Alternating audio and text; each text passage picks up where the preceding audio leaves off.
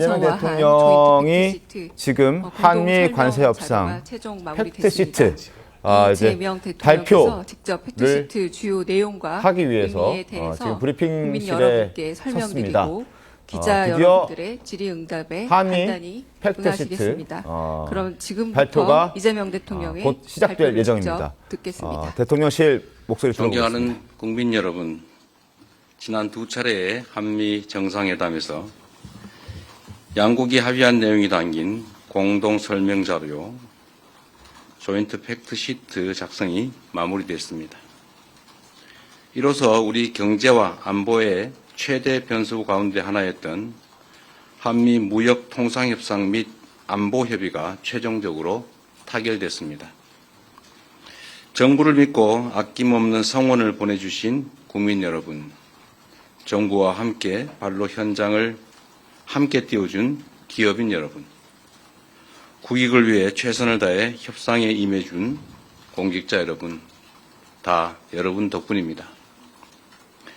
대통령으로서 머리 숙여서 감사 인사를 드립니다. 좋은 경쟁을 위해서는 훌륭한 파트너가 있어야 하는 것처럼 이번에 의미 있는 협상 결과를 도출하는 데 있어 다른 무엇보다 트럼프 미 대통령의 합리적 결단이 큰 역할을 했습니다. 트럼프 대통령의 용단에 감사와 존경의 말씀을 전합니다. 내란과 그로 인한 국가적, 사회적 혼란 때문에 대한민국은 다른 나라에 비해 뒤늦게 관세 협상의 출발점에 섰습니다. 그러나 한미동맹의 굳건한 신뢰를 바탕으로 상호 존중과 이해의 기초에 호혜적인 지혜를 발휘한 결과로 한미 모두가 상식과 이성에 기초한 최선의 결과를 만들었습니다. 특히 우리 경제가 충분히 감내할 수 있는 범위 내에서 또 상업적 합리성이 있는 프로젝트에 한해 투자를 진행한다는 점을 양국 정부가 확인함으로써 원금 회수가 어려운 사업에 투자를 빙자한 사실상 공여가 이루어지는 것 아니냐라는 일각의 불신과 우려 또한 확실하게 불식하게 됐습니다. 이제 양국은 앞으로 조선과 원전 같은 전통적 전략 산업에서부터 인공지능과 반도체 등 미래 첨단 산업에 이르기까지 이전과는 차원이 다른 협력적 파트너십을 구축하게 될 것입니다.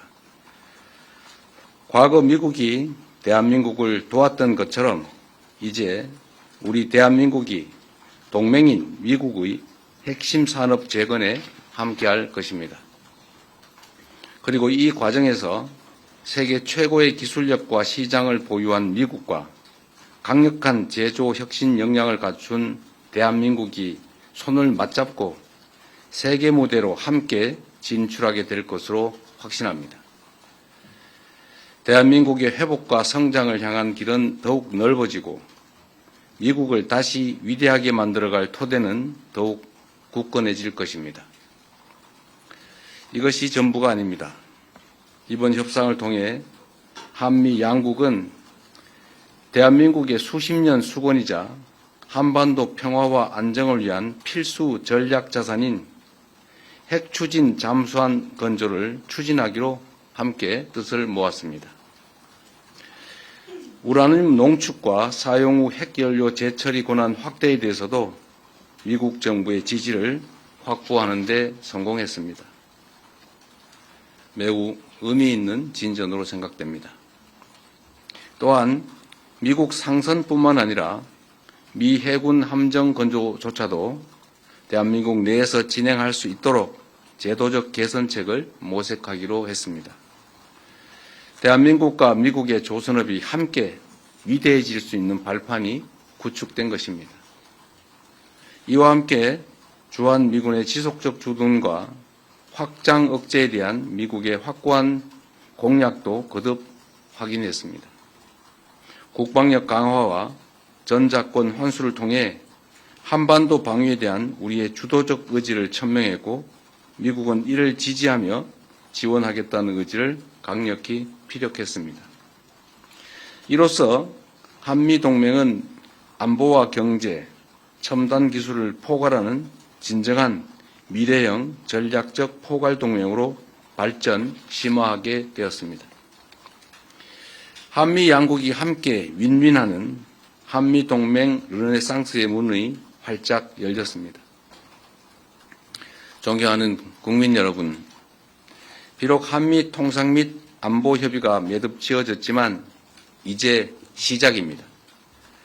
국익을 지키려는 각국의 총성 없는 전쟁은 계속될 것이고 국제사회의 불확실성도 단기간에 해소되지 않을 것이 분명합니다. 그럴수록 우리는 이번 한미 협상 과정에서 보여줬던 담대한 용기와 치밀한 준비, 하나된 힘을 바탕으로 국력을 키우고 국익을 지키며 국민의 삶을 개선해야 합니다. 정부는 성과를 만들어내는 유능한 실용 외교를 바탕으로 외교 지평을 보다 넓히고 수출 시장을 다변화하며 세계를 연결하고 현재와 미래를 잇는 글로벌 선도 국가를 향해 힘차게 나아갈 것입니다. 미래산업 전장의 핵심인 인공지능 분야에 과감히 투자하고 엔비디아와 같은 세계 최고 기업들과의 협력을 보다 강화하겠습니다. 우리의 인공지능 활용 경험과 역량을 바탕으로 인공지능 격차 해소를 위한 연대와 협력에 앞장서겠습니다. 인공지능 세계 3강이자 아시아의 인공지능 수도로서 국제사회와 함께 포용적이고 지속 가능한 공동 번영을 모색해 나가겠습니다. 존경하는 국민 여러분, 국제사회의 불확실성이 심화될수록 영내 주변국들과의 관계를 안정적으로 가져가는 것도 매우 중요합니다. 지난 경주 에이펙 정상회의를 통해 그동안 어려움을 겪던 한중 관계가 이제 개선될 전기가 마련됐습니다. 저와 시진핑 주석은 정상회담을 통해 경제 협력과 교류를 지속적으로 강화해 가기로 뜻을 모았습니다. 양국 간의 협력을 저해하는 요소에 대해서는 시간을 가지고 지혜를 모아 대처해 가자고 합의했습니다. 앞으로의 노력이 더 중요합니다. 특히 냉엄한 국제 질서 속에서 우리와 입장이나 생각이 다르다고 상대를 근거 없이 배척하는 것은 매우 어리석은 행동입니다. 미국도 중국과 다방면에 걸쳐 갈등하고 대립하지만 또 한편으로 협력할 부분은 협력하고 있습니다. 지금 우리에게 필요한 것은 바로 그러한 실사구시적인 자세입니다. 정부는 중국과의 꾸준한 대화를 통해 양국 관계 발전과 한반도 평화를 위한 길을 흔들림 없이 이어갈 것입니다. 세계 질서가 대전환의 터널에 접어들었습니다. 인공지능 혁명과 기후위기, 인구 문제 등 수많은 난제들이 기다리고 있습니다. 향후 10년간 국제 질서는 지난 100년간 우리가 겪었던 것보다 훨씬 더 빠르고 보다 심대한 변화를 겪게 될 것입니다. 이런 때일수록 우리는 국익 중심의 실용 외교를 바탕으로 동맹국과 우방국과의 관계를 두텁게 하고 외교 지평을 넓혀 나가야 합니다. 국제사회에 영원한 적도 영원한 친구도 없습니다. 오직 국익만이 영원합니다. 무엇보다 이제 대한민국은 과거처럼 힘없고 가난한 나라가 아닙니다. 세계 10위권의 경제력과 5위의 강력한 군사력을 바탕으로 한반도와 동북아의 질서를 주도하는 중심 국가로 힘차게 뻗어 나아가야 합니다. 우리는 그럴 능력과 준비가 되어 있습니다. 저는 다음 주 G20 정상회의 참석차 남아프리카 공화국으로 출국합니다. 나라 밖에서 활동하는 우리 국민들과 기업들이 안심하고 해외에서 활동할 수 있도록 그 환경을 더 적극적으로 만들어 나아가겠습니다. 국민의 삶을 개선하고 국가의 더 나은 미래를 개척하는 데 정부의 모든 역량을 쏟아붓겠습니다. 함께해 주십시오. 고맙습니다. 네, 질문은 공동 설명 자료 팩트 시트에 관련된 좀 구체적인 내용 그리고 세말적 내용들은 이후에 안보실장과 그리고 정치실장이 해주실 겁니다. 대통령께는 좀 주요 내용과 의미에 대한 질문들을 간단하게 좀 받겠습니다. 손들어 주시면 질문 받겠습니다. 제일 먼저 손들어 주신 앞에 네, 송수석 기자 먼저 질문 받겠습니다. 송수석 기자한테. 네. 대통령님 안녕하십니까? 저 아시아경제 송승섭 기자입니다. 먼저 정말 고생 많으셨습니다. 저는 그 팩트시트 발표가 다소 지연된 이유에 대해서 좀 여쭤보고 싶습니다.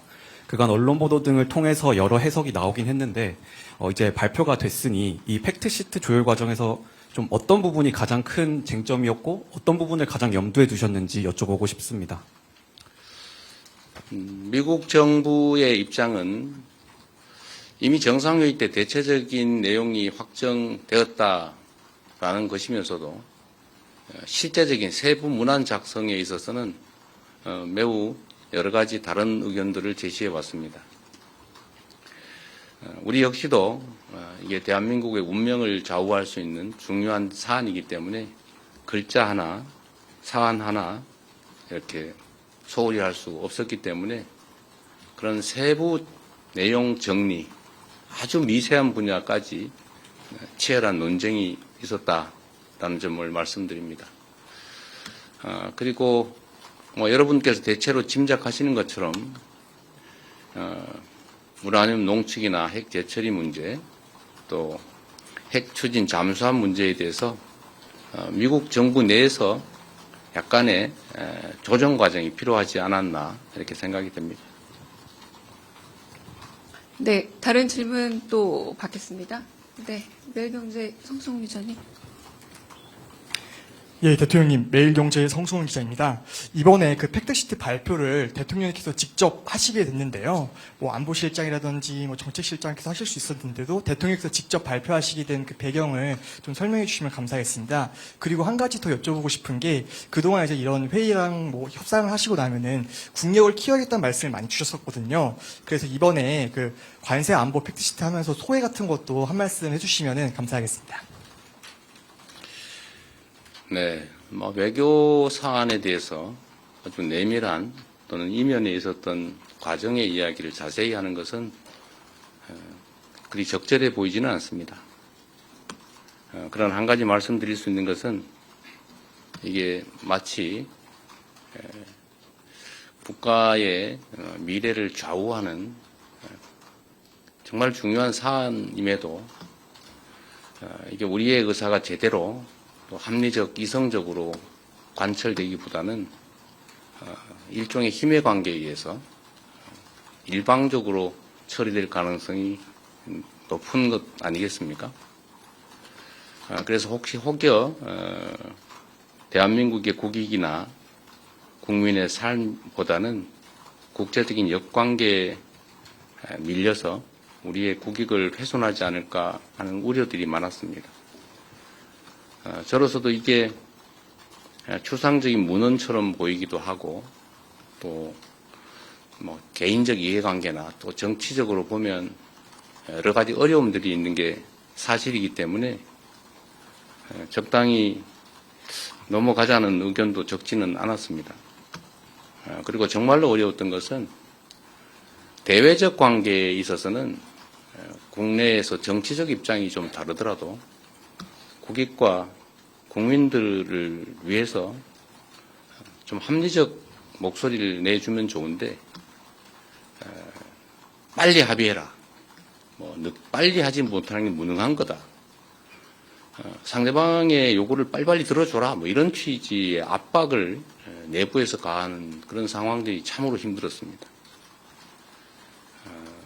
어려운 일이긴 하겠지만 국익에 관한 한 대외적 관계에 관한 한 정쟁의 대상으로 삼아서 국익에 반하는 합의를 강제하거나 또는 실패하기를 기다려서 공격을 하겠다는 심사처럼 느껴지는 그런 내부적인 부당한 압력은 참 없었으면 좋겠다는 생각이 들었습니다.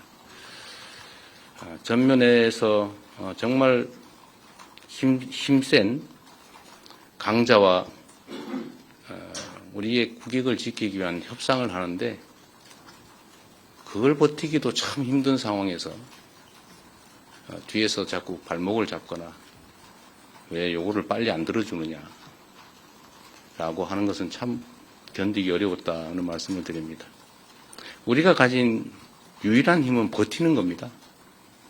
이게 우리가 가지지 못한 것들을 추가로 새롭게 얻어나기 위한 능동적, 적극적 협상을 하는 게 아니고 상대의 요구에 의해서 국제질서 재편에 따라서 어쩔 수 없이 손실을 최소화해야 되는 그런 일종의 비자발적 협상을